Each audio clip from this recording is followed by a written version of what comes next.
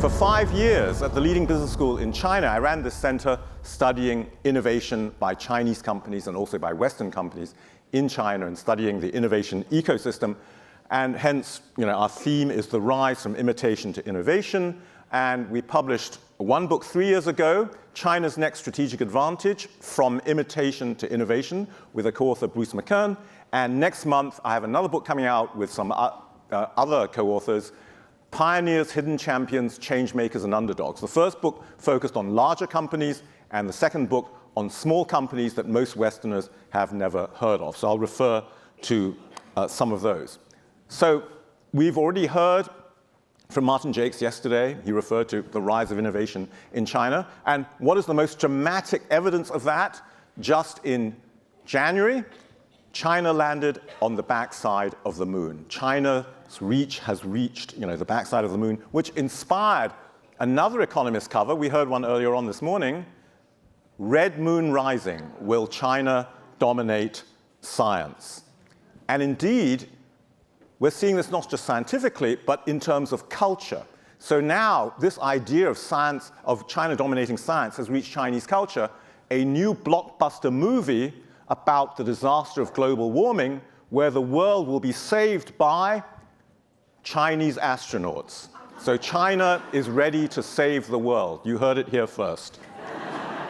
It is called Wandering Earth. By the way, there's another blockbuster movie by the same director that showed Chinese military forces intervening in an African state to save a situation messed up by the USA.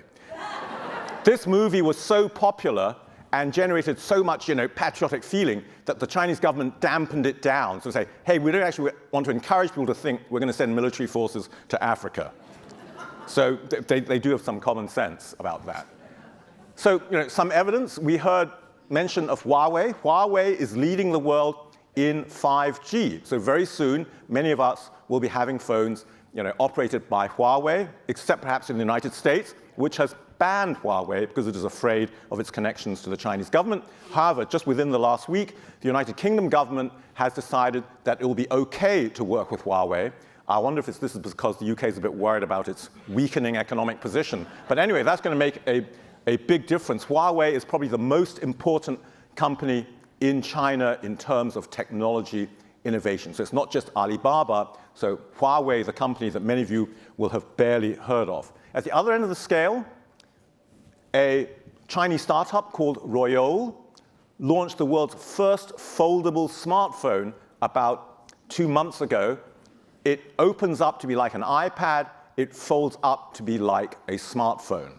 And they beat every other company in the world, including Samsung, including Apple, to do this. It's also typical China. It was started up by an ethnic Chinese with a PhD from Stanford, but he decided to start his company primarily in China. Why? First of all, he can get the engineers and the scientists in quantity at much lower cost, but led by someone trained at Stanford. And secondly, his target market, making flexible screen displays, is first of all automobile companies. And of course, China makes 50% more automobiles each year than even the United States. So the market is there, the scientists and engineers are there as well. But of course, just to play safe, he's kept the company incorporated in the USA. But it is essentially a Chinese company. I've been there twice now on a research trip, and I've also taken my students from Imperial College there a couple of times. Here's another company, Haier, the world's largest major appliances company, which recently bought GE major appliances. By the way, Chinese companies often buy dying American companies and then revive them. So it's revived GE major appliances. This is a waterless washing machine. They're helping to save the planet. And in an earlier period, another innovation of theirs, not rocket science, but they pioneered the world's first refrigerator with 3 compartments of temperatures. The middle compartment is in between freezing and the regular ice block and the regular compartment. They designed it for the American market to store the food that is the most important for Americans. What is that food? Ice cream. When you take it out of the middle compartment, it is ready to eat. You don't have to wait for it to soften, and they know that Americans don't like to wait. It took a Chinese company to have this insight into the American market and then to be able to put in the engineering dollars to invent it and to have the manufacturing capability to manufacture it at a competitive price. That's a typical Chinese innovation. Not rocket science, but pragmatic and profitable. The number one thing that Chinese business people care about is making money. It is not winning Nobel Prizes. No Xerox Science Park people there. Another example, high-speed trains. Of course, China did not invent high-speed trains, but they now have more miles of high-speed rail track. How many miles does USA have of high-speed rail track? It's zero. They build more high-speed trains than any other country in the world, possibly than the whole world put together, and now they're exporting these trains in the face of lawsuits from Hitachi and Siemens, who accuse them of stealing their ideas, but they're now steadily improving them because, again, the basis of Chinese innovation is that they implement these innovations, and by implementing them in volume, they also get to improve them at the same time, both in terms of quality and cost efficiency. Aerial drones, not invented in China, but now more than 90% of them are made in China, and it's the product that's classic for Chinese innovation. It's sort of metal bending, plastics, electronics, and innovation in aerial drones is adding some features, adding more rotors, increasing the capacity, reducing the capacity, and now they have invented one that can carry a human being. Pilotless drone, so some of you will be flying in a pilotless Chinese-made drone. Good luck with that. Now, to be a bit more serious, in our research, Bruce and I developed a framework of 2 innovation phases and 3 innovation phases and 4 key drivers. The first phase, the first yellow box, is, of course, from copying to fit for purpose. At the beginning, in the 1980s and 90s, they just had to copy and paste and simplify it to fit the Chinese market. And then, over time, phase 2, from followers to world standard. And they had 4 drivers. First of all, the customers. Initially, the customers in China were poorer. So they had to innovate to make products more suitable for the Chinese market. Sometimes this was called the good enough product that was good enough for the Chinese market. Secondly, the culture of innovation. And part of this culture is the Chinese government. The word innovation recently reached the top line of the 5-year plan, of the last 5-year plan. And the whole Made in China 2025 initiative isn't actually about being made in China, it's about being innovated in China. They want to now add value through innovated products. So the drive of the Chinese government for innovation, including acquiring as much intellectual property from the West as possible, and we've heard a lot of news about that, but that's been a major driver of that. Then on the top right, over time, the firms have learned capabilities. As one of them said to me, TCL, the largest TV company, said, initially we didn't spend any money on R&D, but as we got bigger and gained more global market share, we had more money to invest in R&D, and now we started to do this. And the Western companies are spending less money on R&D because they're getting poorer. So they're developing the capabilities, and the 4th driver is cash. Chinese companies are very rich. What are they doing with this cash? They're using the cash to invest in R&D in China. Huawei, 140,000 something workforce, a third of them work in R&D. They're using this to set up R&D centers in the rest of the world. So Huawei, for example, has a microwave research facility outside Milan, Italy. And thirdly, they are making acquisitions of foreign companies for their R&D. So as we'll see this, in phase 3, they're going from acquiring resources such as oil and minerals to acquiring companies for their knowledge as part of their global expansion. What do these companies have in common? They've all been acquired by Chinese companies. IBM ThinkPad, Volvo, Putzmeister, a leading construction equipment company, because China does a lot of construction and infrastructure, as we just heard. Club Med, what could be more French than Club Med? Now owned by the Chinese, but scariest of all, KUKA, a leading German robotics company. For the first time, the German government realized perhaps we shouldn't have a laissez-faire acquisition policy, and the German government actually said, please, can we have some German companies buy this? But no, the Chinese company, my dear, outbid them. So finally, so these are all owned by China now. Finally, there was one company that was blocked about a year and a half ago, Extron. another German company. But this time the US said, semiconductors selling to defense companies, we're going to block that. So the West has woken up to the fact that perhaps China shouldn't be allowed to buy everything that they can, but they continue to buy up companies. If we sum this up, we have the Chinese innovation ecosystem where everything is going up. And typical Chinese fashion, initially it is quantity, sort of more and more publications, more and more science and technology parks, more and more even foreign R&D centers in China, and the quality will follow over time. Same thing with Chinese universities, which are moving up in the rankings because they have the money to invest in R&D, in research, and they have the money to invest in bringing the best faculty in the world there, and they're also competing with US universities to bring students from third world countries as part of their outreach approach. And all as part of that is a huge amount of competition. There's a book by a couple of Yale economists called Run of the Red Queen. Do you remember from Alice in Wonderland? Actually, this is Through the Looking Glass. But the Red Queen has to run very fast to stay in the same place. So Chinese companies have learned to compete very fast just to survive at all.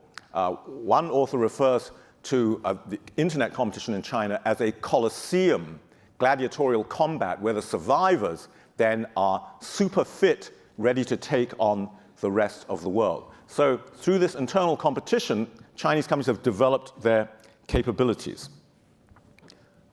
Just to talk about some examples of what's different about the Chinese approach to innovation, they focus on local needs and customers. This is Bruce and myself. We're not men in black. We are watching TCL's Dual TV, where two people can sit side by side watching a completely different TV program, full screen, so long as they wear these funny glasses. My theory, it was designed to meet a special need in China, which was the one-child policy. How is that? The one child has grown up selfish, and when they get married, they don't want to share the TV program either. So this TV set is designed to reduce the divorce rate in China. Willingness to supply special needs. I didn't create this picture, somebody else did. China has a very large share of the TV market in Africa because many African villages can afford only one TV set, which has to be used both indoors and sometimes outdoors for the whole village, say, to watch a football match.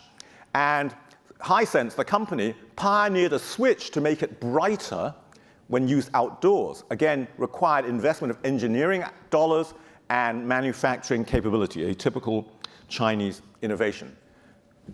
Also, as with manufacturing, they use large numbers of staff in R&D. Now, the security vehicle business is inherently a multi-local rather than a global business, lots of local regulations, small batch production. So you'd think it wouldn't suit the Chinese approach of making a standardized product centrally and shipping it around the world. Well, this company started by one of the former students from the Chinese business school.